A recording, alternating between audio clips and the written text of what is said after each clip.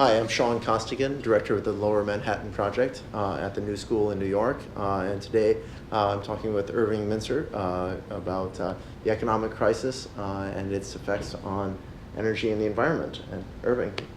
My name is Irving Mintzer. I'm a senior advisor to the Potomac Energy Fund. All right.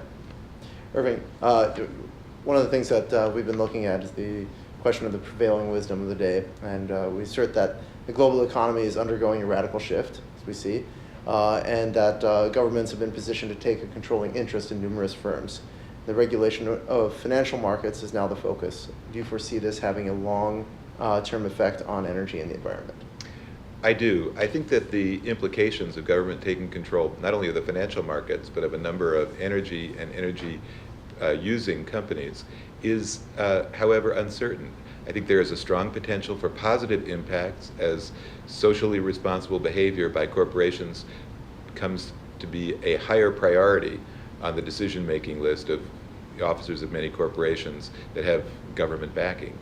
On the other hand, government penetration and of the management of major companies is likely to lead to some stifling of innovation and creativity as the driving force behind company behavior tends to be satisfying government demands and not creating the breakthroughs that will be the pathway to multiple benefits and the new foundation of our economy. You think in regards to energy and the environment, there are problems that governments do not yet recognize, but which could become economic burdens in the future? Absolutely. I think that the principal problem has to do with understanding the second and third order consequences of the decisions we make about energy and their impacts on the physical environment. In particular, in many cases, governments and industry leaders are failing to recognize the implications of our choices about energy for agricultural productivity and food security, for the spread and virulence of infectious diseases and their implications for human health, on the availability of potable water, on the implications for ecosystem function, and the resulting pressure for forced migration. These second and third order impacts are likely to have strong influence on both national and global security, but to have effects that can't be mitigated by mobilizing conventional forces. And here's a potentially upbeat question, but if you could do one thing right now to help deal with an uncertain future with respect to energy, the environment, and the economy, what would it be? The most important thing that I think now is to raise public awareness of the connections between energy choices, their economic impacts, and their implications for human societies and natural ecosystems.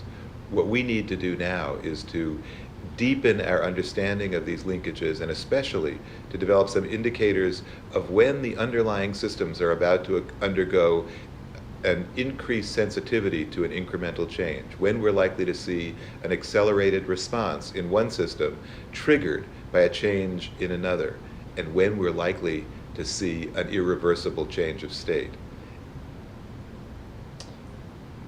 Just on those deepening connections, how would you propose doing that? Like, how would you?